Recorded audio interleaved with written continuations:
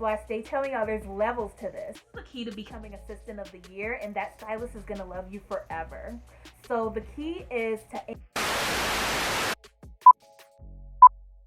Hey everybody, welcome back to Fashion Mentor TV. It's your girl Brittany Diego, and if you're interested in becoming a fashion or celebrity stylist, then you've probably heard in order to become a highly successful key stylist, you pretty much have to work under another stylist first. That's probably the most common question that I get from up-and-coming stylists, but no one wants to believe it. Cannot skip the stage. We live in this instant gratification world, and people want to be the next Law Roach or Monica Rose after interning or assistant for a week. And I hate to break it to you, but it's going to take a little longer than that. Those hugely successful stylists took years to get to where they are. They spent many years behind the scenes before social media was a thing, and we never really got to see their come up. Like I said, they were coming up before social media was a thing where people were posting behind the scenes of that stylist life, so we didn't get to see that ladder that they climbed to get to where they are now. But the good news is this, it doesn't have to take forever. So if you're currently a styling assistant and you want to figure out how you can get to that next level, then this video is for you.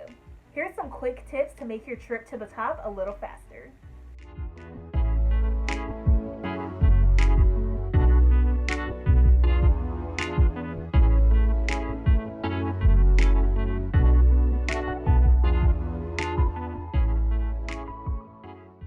Now, the first thing you want to make sure that you're doing as you're assisting another stylist is make sure you're taking time to build your portfolio. This is a mistake that I see a lot of people make, is when they're finished assisting a stylist for however long, maybe a couple months.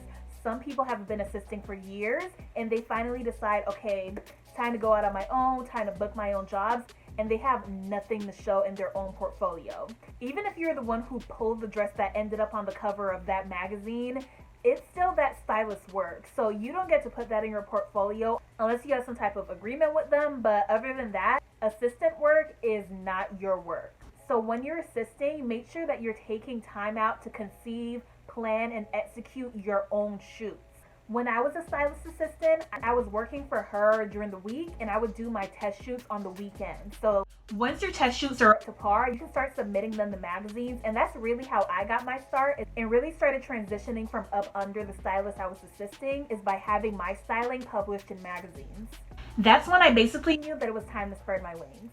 So start linking up with other creatives in your city to start building each other's portfolios. Photographers, makeup artists, hairstylists. We're living in the best time because social media makes it super easy to connect with people. Now, any stylist who has an assistant or an intern will be silly to not think that their ultimate goal is to one day be in their place.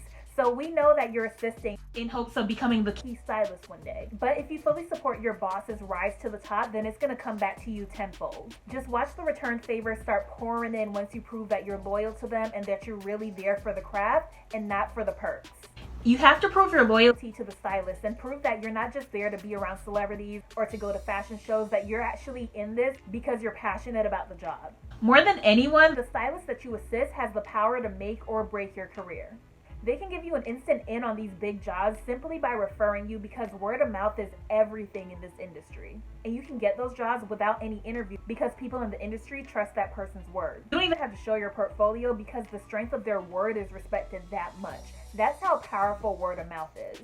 All of the jobs I've gotten at big networks like MTV, the CW, Fox, I did not get those jobs by searching on Google. I got them by assisting someone who then referred me to those jobs. Let me tell y'all, I've gotten hired by the CW, Fox, MTV, all by word of mouth. For the CW, I got to work on this amazing promo campaign where I got to work with a cast of all of their shows. From Riverdale to Black Lightning, Supergirl, All American. I got to work with Taye Diggs. I don't want to go on a tangent, but I do want to say it was a dream come true seeing him in so many films growing up. From Best Man to The Wood to How Stella Got Her Groove Back, even Chicago, and seeing this person right in front of me, getting to adjust his sleeves and his collar. I mean, it was like an outer body experience, and best believe jobs like this, you're not going to find on Google, you're not going to find it on Indeed or Glassdoor. So that's why word of mouth is so important in maintaining positive relationships in the industry, because you just never know where that's going to lead.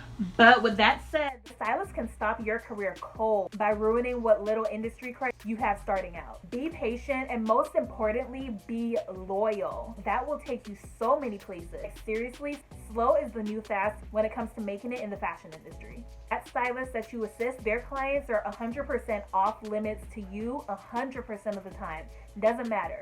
Even if they have you covering them for a day and going to a shoot on their behalf, it's still that stylist client. It's not your client. So make sure that you just do your job, stay hydrated, mind your business, and steer clear of any directors, publicists, managers, photographers, actors, singers that are your boss's contacts. That's the easiest way to get blacklisted in fashion and end your career real quick. Next step to being a superstar assistant is to take initiative. When you're assisting a stylist on set, don't wait for them to tell you to take the shoes or to start laying out the jewelry, to steam the clothes. You already know that stuff has to be done, so don't even ask. That's why it's so important to not skip the interning stage, because those are the skills that you learn when you're an intern. So I stay telling y'all there's levels to this. So do not skip the stage, because certain things like that are expected when you're an assistant.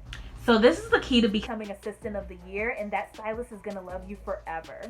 So the key is to anticipate their needs. And what I mean by that is when you're an assistant, you're probably going to be fielding their emails, scheduling their showroom appointments, coordinating different fittings. Let's say your boss is looking to pull a red evening gown from a showroom. They already reserved it, and the showroom told them that, hey, another stylist is bringing it back on Tuesday, so can you pick it up on Tuesday?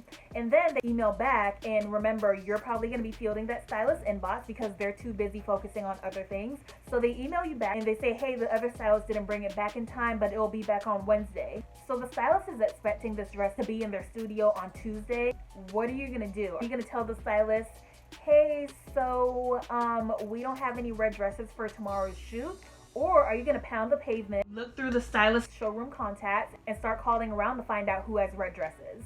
So that's what I mean by anticipating the stylist's needs. Now, you don't want to tell them this and stress them out. You want to tell them that you solved their problem after it's already solved. So just a hat, and they're going to love you forever. Trust me. You identified an issue and you took care of it without having to ask them for help. And that's what stylists look for on their team. And by you taking initiative and showing that you're a problem solver, that's a sign that you can survive out here on your own as a stylist. So that's it for today. I hope you enjoyed my tips on how to be the best assistant that you can. If you enjoyed this video, please go ahead and give this a thumbs up. It helps a ton in helping other stylists like yourself find videos like this. I would really appreciate it. Be sure to subscribe, leave a comment, letting me know if you learned something new today, and I'll catch you right back here next week.